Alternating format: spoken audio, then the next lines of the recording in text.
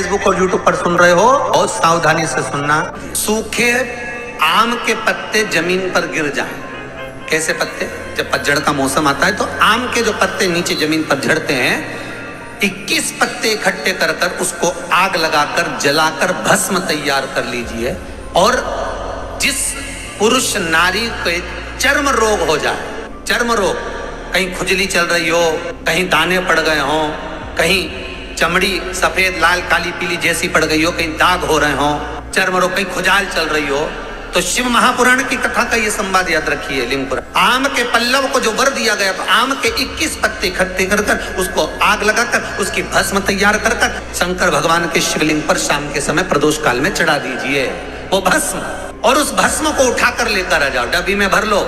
और गाय का घृत उसमें डाल लीजिए और उस स्थान पर लगाना चालू कर दीजिए। 3 दिन में दांत खात खुजली जो भी होगी मिटना प्रारंभ हो जाएगी। उसमें इतनी प्रबलता आ जाती है। शंकर को जो भस्म चढ़ी है, आम के पत्ते की भस्म का भी हमारा शास्त्र वर्णन करता है। उस भस्म को छान कर पीस कर उसका आनंद, उसकी कोई दुकान आप डाल रहे हो, नया व्यापार चालू कर रहे हो और लग रहा है कि चलेगा कि ना चलेगा। पहले भी मैंने 2-4 दुकान डालकर देख ली, नहीं चली। अब नया डाल रहा हूँ, कर्जा कर कर डाल रहा हूँ, पैसे लाकर डाल रहा हूँ, चलेगा नहीं चलेगा। तो उसके लिए सबसे पहला काम करो, कम से कम दुकान खोलने के 7 दिन पहले आम के पत्ते की बंदरवाल बांध दो। दुकान का मुहूर्त होने के 7 दिन पहले आम के पत्ते की बंदरवाल बांधो और कहीं आम के पत्ते की भस्म मिल जाए, वही भस्म जो आम के पत्ते 21 उठाए सूखे वाले, अलग से तोड़ के मत सुखाना, जो पत्ते नीचे गिरे हों उसको उठाकर सुखाकर, सूखा हुआ जो पत्ता हो उसको जलाकर उसकी भस्म बनाकर उसमें थोड़ा सा चंदन मिलाकर और उसी से सम्मुख में जहां 7 दिन पहले तुमने बंदरबल बांधी है, दुकान खोलने वाले दिन उसी आम के पल्लव की भस्म जो शिव पर चढ़ी थी उसी में चंदन मिला हुआ वो एक स्वस्तिक का निर्माण कर दो। फिर आप अंदर कोई पूजन करो ना करो, आपने कोई अनुष्ठान करा ना करा, यज्ञ पूजन करी ना करी,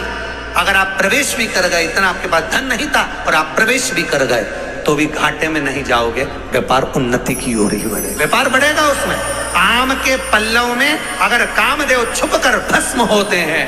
तो शंकर मेरे आम के पल्लव को भी वर प्रदान कर देते, आम के पल्लव को भी शिव वर देते।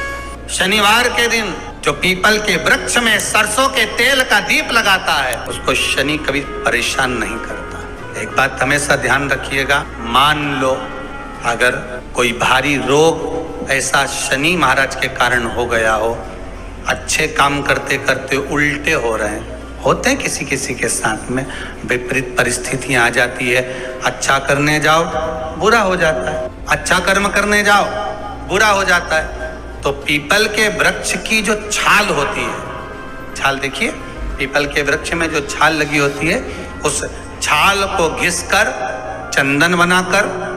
भगवान शंकर का स्नान कराकर, अभिषेक कराकर, पूजन कराने के बाद में पिपलेश्वर महादेव का नाम लेकर, कौन से महादेव? पिपलेश्वर महादेव का नाम लेकर वो जो घिसी हुई छाल होती है उस छाल का तिलक भगवान शंकर को लगा लो और उसी का थोड़ा सा भाग अपने कंठ पर, मस्तक पर लगाना प्रारंभ कर दो। धीरे धीरे जो विपरीत दशा है वो सुधरना प्रारंभ हो जाती है। पर नाम याद रखना, पिपलेश्वर महादेव। बेलपत्री के वृक्ष के नीचे जौ के आटे का चौमुखी दिया, सरसों का तेल डालकर, उसमें काली तिल डालकर, उसमें एक सफेद फूल डालकर, बेलपत्री के वृक्ष के नीचे जैसे एक चौमुखी दिए को जौ के आटे के दिए को लगा दिया जाता है। जो व्यक्ति चिड़चिड़ करता है, जो व्यक्ति क्रोध करता है, जो व्यक्ति अपशब्द बोलता है, आड़ा टेढ़ा बोलता है, ताने देता है, ईर्ष्या रखता है,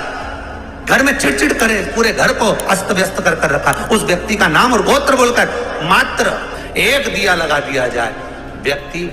अपशब्द कहना बंद कर देता है, उसका प्रेम प्रबल हो जाता है, उसकी ईर्ष्या समाप्त हो जाती है, उसकी नफरत समाप्त हो जाती है। हम आपसे बार बार कहते हैं ना, कई बार आपको कहा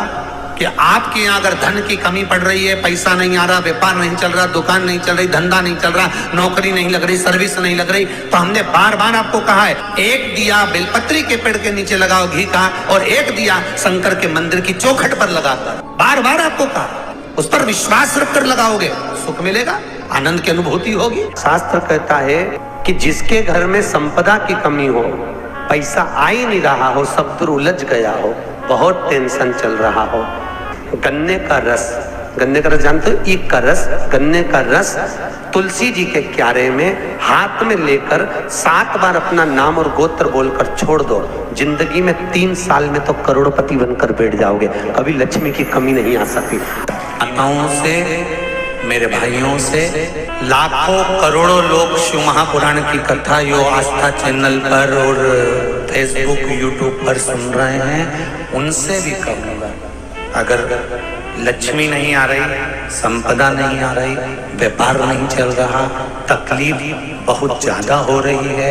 कष्ट पर कष्ट बढ़ रहा है, कोई अच्छा कर्म हो ही नहीं रहा, बीते से नाप कर छोटा सा सफेद वस्त्र ले लो, उस वस्त्र में 108 चावल के दाने रख लीजिए, एक सफेद पुष्प की पत्ती या पुष्प जो मिल जाए वो रख लो, फूल भी ना मिले तो एक चावल का दाना अलग से रख लीजिए, उसको अपने घर के जहाँ परिंदा होता है, मटका होता है, पानी भरने का स्थान होता है, जहाँ पर हम पानी पीने का भरते हैं, वहाँ उसको एक कटोरी में रख लीजिए। 3 दिन पे कोई सी भी तिथि, चाहे आप दूज, तीज, चतुर्थी ले लो, चाहे पंचमी, छठ, सप्तमी ले लो, चाहे अष्टमी, नवमी, दशमी ले लो, उसको रख दीजिए 3 दिन। चौथे दिन घी का दिया लेकर, वो पोटली लेकर, कुछ भेंट लेकर, जो आपकी मर्जी पड़े, दान के भाव से घी का दिया शिव जी के मंदिर में लगा दीजिए, और जो पोटली और जो भेंट है वो किसी भी ब्राह्मण जन को, गुरुजन को, किसी को भी प्रदान कर दीजिए। अगर ब्राह्मण जन, गुरुजन नहीं ले तो कोई इसका मोल तत्व समझता हो, कोई सौभाग्यवती माताएं हो,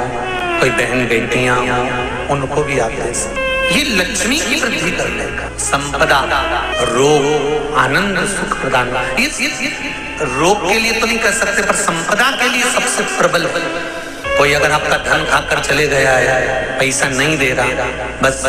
आप शिव मंदिर में जब दिया लगाएंगे और इसको वापस शिव मंदिर से पोटली को लेकर आएंगे, चाहे तो मंदिर में कोई ब्राह्मण देवता हो, पंडित जी हो, उनको भी दे सकते हैं, या किसी को भी दें, उस समय पर आपका स्मरण, दीप लगाते समय, दिया लगाते समय स्मरण होना चाहिए कि मेरा पैसा इतना गया हुआ है, बाबा ये रकम डूब गई है, ये पैसा चले गया है, ये प्राप्त होना चाहिए, मेरा व्यापार बढ़ना चाहिए। 4 पत्ती का जब बेलपत्र मिलता है तो 4 पत्ती के बेलपत्र को शंकर जी पे चढ़ाकर 1 लोटा पानी नहीं चढ़ाया जाता, 4 पत्ती का अगर बेलपत्र शिव को चढ़ाया जाता है तो 4 लोटा जल शिव को समर्पित करा जाता है। फिर उस बेलपत्र को उतार कर अशोक सुंदरी वाली जगह पर रखा जाता है, फिर वहां पर 1 आचमनी जल समर्पित करा जाता है, फिर वो 4 पत्ती के बेलपत्र को उठाकर नंदीश्वर के चरण के पास रखा जाता है, वहां 1 मूंग का दाना समर्पित करा जाता है, फिर उस बेलपत्री को लाकर घर में बरकत के रूप में रखा जाता है, तब वो लक्ष्मी बढ़ाना प्रारंभ करता है। कोई ऐसे ही क्रम नहीं हो जाता कि मिल गया हो तो रख दिया, उसका क्रम अलग अलग है। 5 पत्ती का बेलपत्र, ऊपर जो जलाधारी टंगी होती है उस जलाधारी का स्पर्श कराया जाता है, शिवलिंग पर चढ़ाया जाता है, मात्र 1 लोटा जल 5 पत्ती के बेलपत्र पर चढ़ता है, और 5 पत्ती का बेलपत्र दरवाजे पर खड़े होकर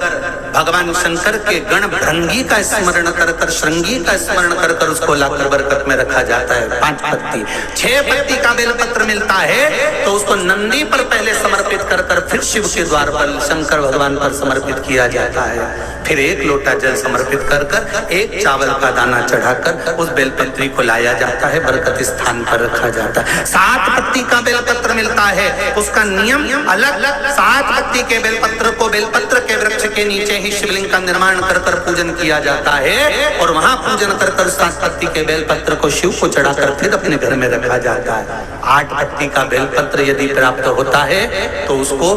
पहले जो जलाधारी का भाग है, नीचे तटी भाग है जहाँ शिवलिंग रखा हुआ है, माता जी के उस भाग पर रखा जाता है, उसके बाद में शिव को चढ़ाया जाता है, 1 लोटा जल चढ़ाकर मात्र चंदन लगाकर उसको लाया जाता है। 9 पत्ती का बेलपत्र यदि किसी को प्राप्त होता है, कभी मौका मिले ना तो देखो, अब सीहोर में कभी कथा हुई तो आपको 1 पत्ती से लेकर 21 पत्ती तक के बेलपत्र का दर्शन 3 पत्ती वाले वृक्ष से ही जो पत्तियां प्रकट हुई हैं, 1 से लेकर 21 तक के पत्ती के दर्शन आपको सीहोर जब कथा रहेगी कभी तो ऑनलाइन कथा में हम खुद व्यासपीठ से दर्शन कराएंगे कि इतने पत्ती तक के भी बेलपत्र का दर्शन होता है। श्री शिवाय नमस्तुभ्यम, सब बोलिए एक बार जमकर, श्री शिवाय नमस्तुभ्यम। प्रैक्टिकल जरूर करना, कहीं सीहोर वाला महाराज झूठ तो नहीं बोल रहा। शास्त्रों की बातें हमारे जीवन में हमें सुख प्रदान करे, इसलिए इस भाव का आनंद करते हुए आज की कथा को विराम देते हैं।